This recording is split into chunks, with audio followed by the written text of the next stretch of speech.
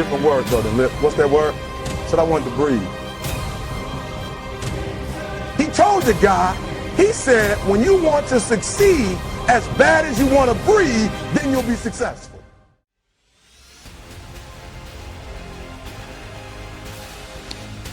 Stop talking yourselves out of the shit that you want to do.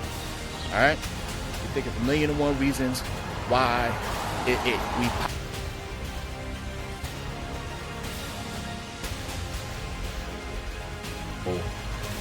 I started working out at home. Honestly, working out at home was the only thing that kept me sane.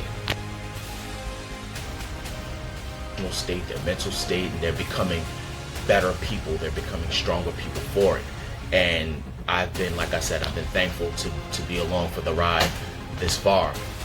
That's what happens when you say, ooh, it stopped raining. Let's go out and walk real quick. To do. I've got 3 children that depend on me to be dad, you know, and I'm the husband, you know, that I refuse to be beaten. I refuse to let a really effed up situation turn me into something negative.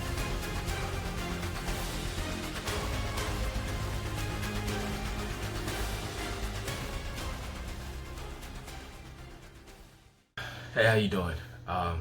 Donald Smalls-Bey, 37, born and raised in New York, now living in Bayonne, New Jersey. This is actually my second video. So I did my first video, I want to say maybe about a month and a half ago, in the first half of the search before it got extended, which is awesome, by the way. It's real cool because it allowed me to do the second video. You know, time gives you certain things, and you know, it changes perspective, gives you the ability to do different things. And I kind of wanted to give a second video just because 2 things. You know, I kind of wanted to reintroduce myself and put my face back out there, because I know there's plenty of other people that and other videos that you've looked over that are great, and you know, I just kind of wanted to give myself a second shot and second opportunity at you know, being looked at, you know.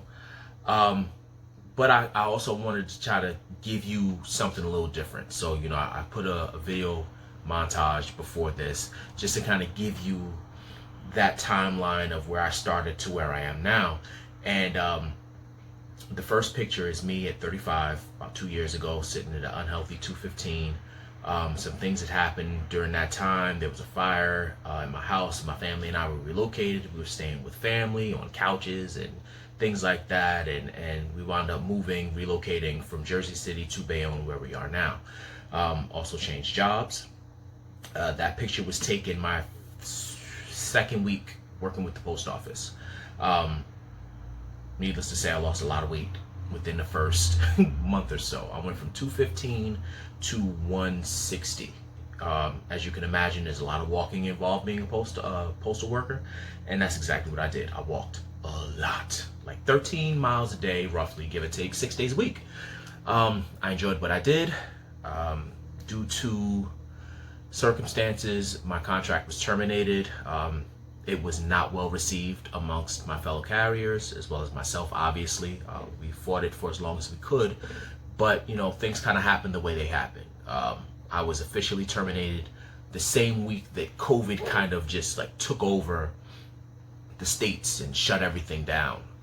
So I look at it as a blessing in disguise, because you know, my children were not home.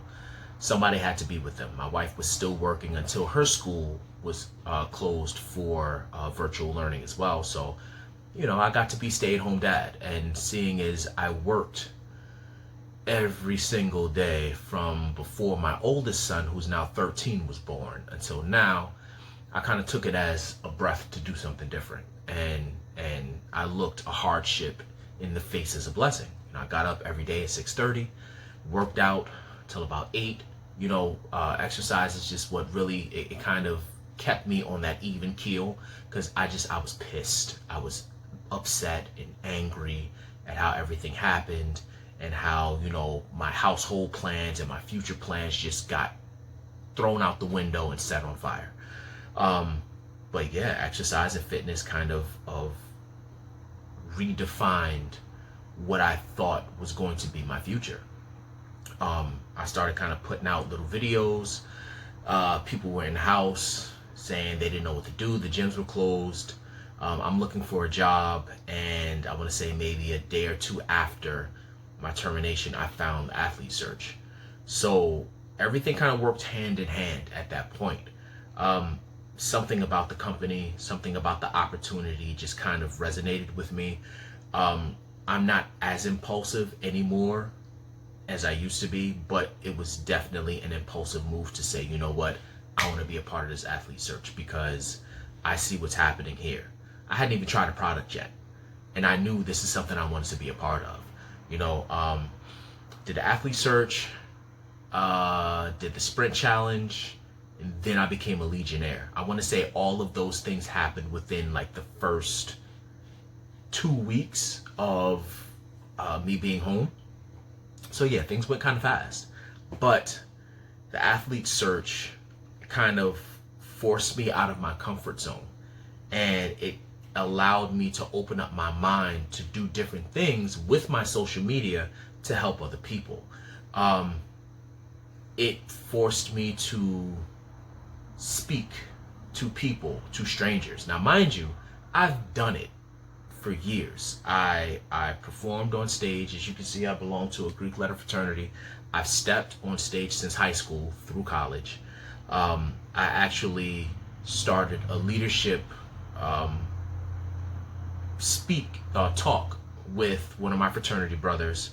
We went to different colleges and we spoke about leadership and how to be a better leader, how leaders lead and how leaders follow. So, you know, kind of checking your ego out of at the door and realizing what your group and what your community has to offer and how everyone in their own right is a leader in their respective areas and how to take these different talents and bring them together for the greater good. So that was just something that I did.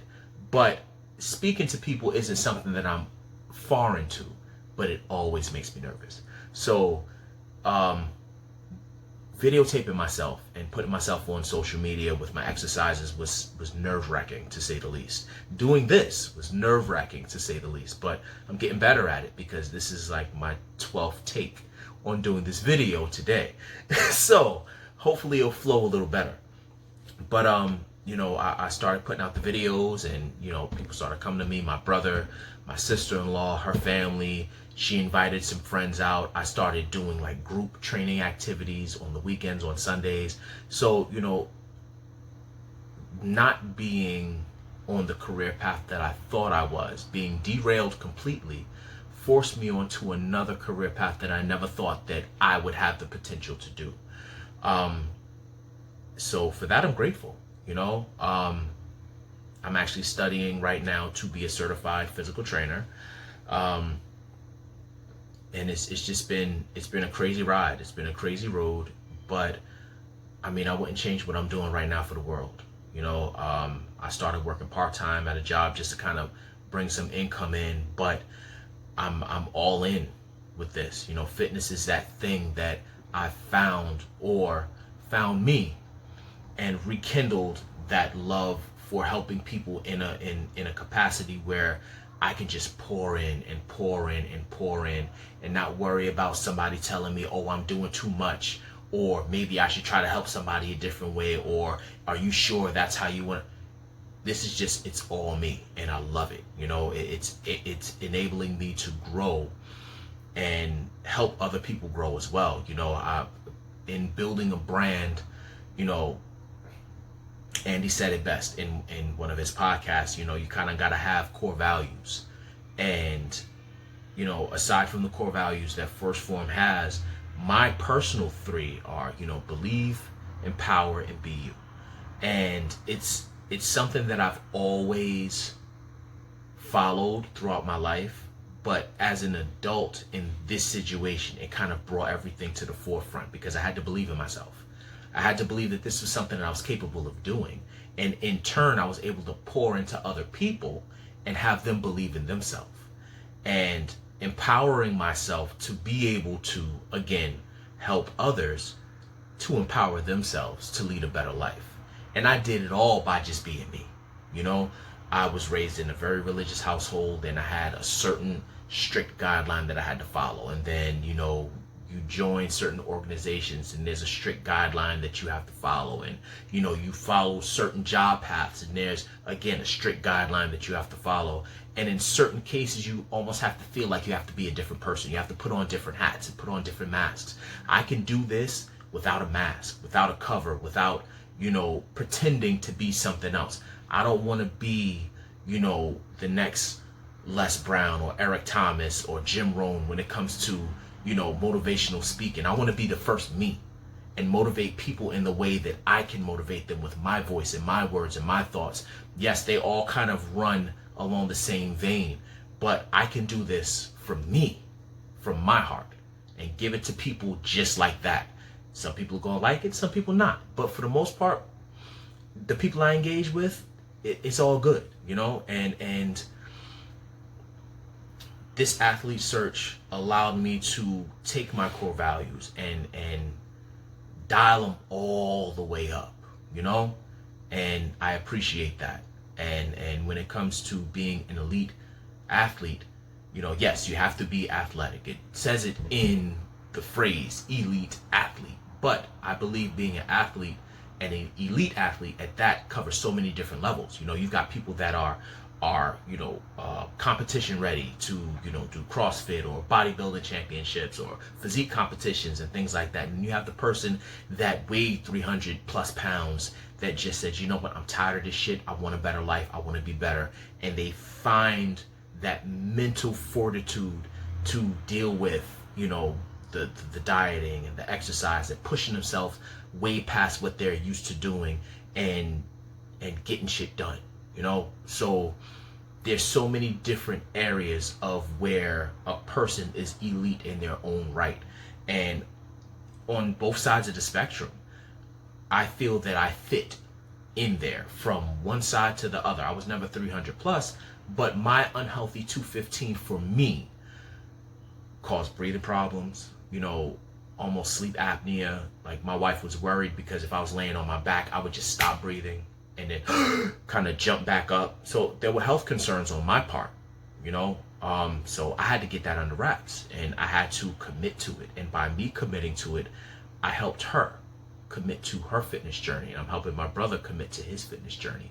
And my mom came down and she had 2 hip replacements and she was out in the park with us getting it in. And it was just, it's a feeling to be able to move others for the greater cause and your cause that now becomes their cause. I think that those are, you know, great attributes to have when being considered to be elite in anything. So, you know, these are things that I feel I carry. And, you know, speaking to you, it's hard to try to, you know, brag on oneself because it's just not what I do. I'm so used to kind of making moves in the back and letting the front man, you know, take the glory, or if that's what you want to call it, you know, take the shine, you know.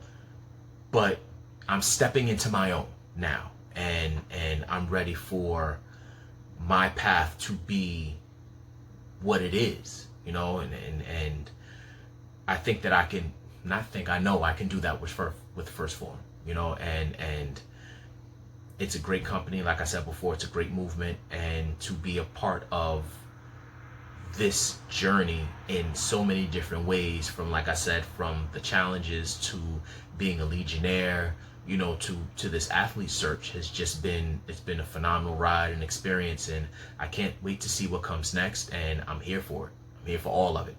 After the athlete search, after the sprint, I'm here for it, you know. So yeah, before I trail on way too long, even longer than I already have been, which I didn't expect to be here this long, that's just kind of what it is. So, you know, thank you for your time and thank you for your consideration. And hopefully we'll be able to meet each other face to face in some capacity. I want to get down to headquarters. I do. It looks beautiful, you know, but that's for another time. Have a good day. Be blessed. Talk to you later.